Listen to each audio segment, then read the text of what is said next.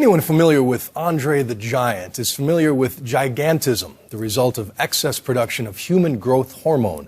But much less well known is a condition called Albright's. It's a rare genetic disorder, affects about 1 in 20,000. And people with this disorder may be twice the size of their peers as children, but then suddenly their growth stops. Here's Vicki Mabry with details. At age 4, Carter Hearn stands nearly 4 feet tall and weighs 90 pounds. Did you go to school today? Yeah, I went outside.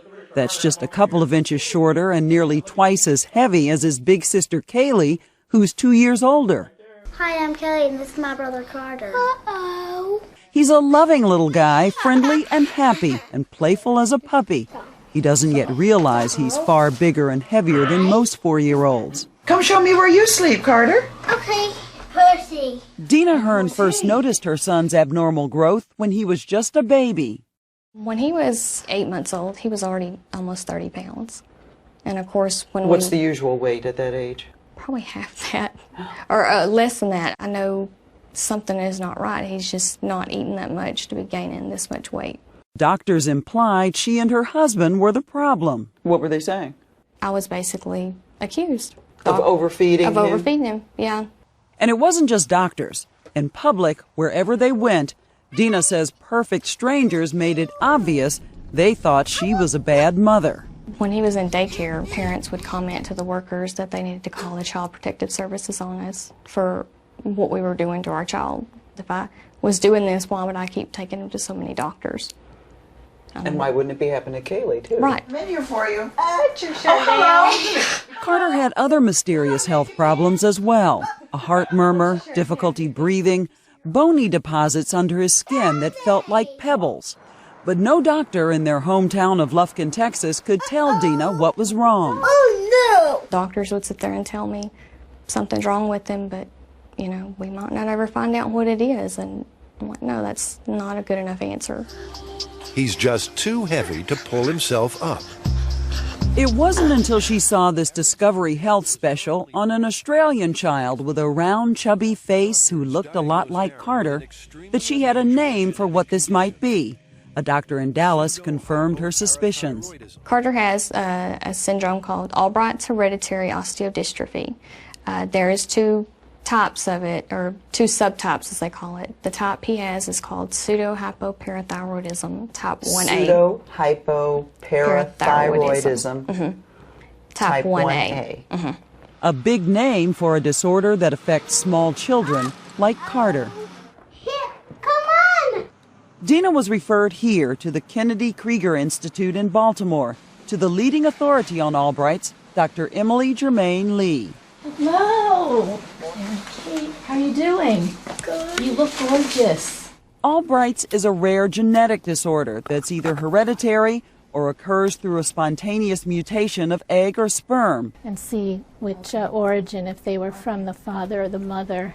It affects the parathyroid hormone. Parathyroid hormone, for example, is very important to maintain normal calcium and phosphorus balance in the blood. If it's not working appropriately, the calcium falls, the phosphate rises, and eventually the calcium could get so low that the patient could have a seizure.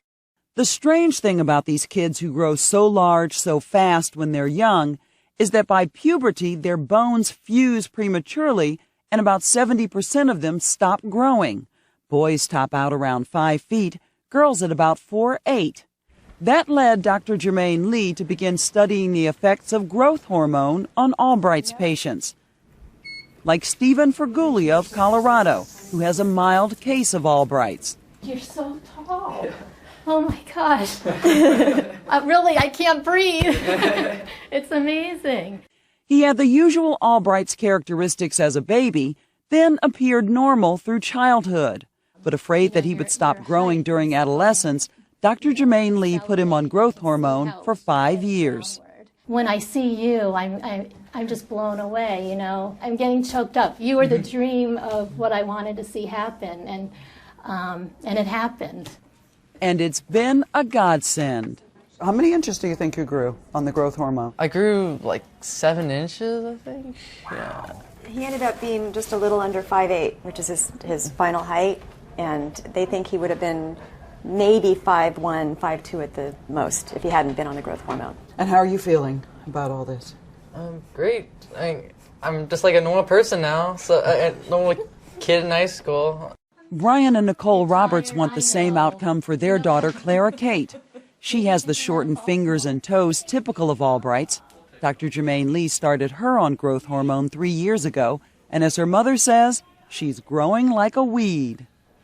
And with her shortened toes, is that interfering, you think, with any of the activities? I mean, this is, the child who did not walk till she was 2 years old. It's incredible how far she's come. I want to find new treatments for this condition, not just keeping them stable in terms of their blood tests, but to actually improve their quality of life, self-esteem, and go on to work on other problems that are huge issues in their life, such as the obesity and the cognitive issues. Relieving symptoms, making life normal, that's been the goal up till now. Are we looking at a condition that is just going to respond to treatment? Are we looking at something that can actually be cured at some point? Not so much a cure as taking each problem step by step and improving what's known. Looky there. Soon, Carter will be tested for growth hormone deficiency, and he could start treatment after that. Like Dr. Jermaine Lee, his mom hopes for a cure, recognizing that may be a long way off. Twinkle, twinkle, little star. This is Vicki Mabry for Nightline in Lufkin, Texas. Bye-bye.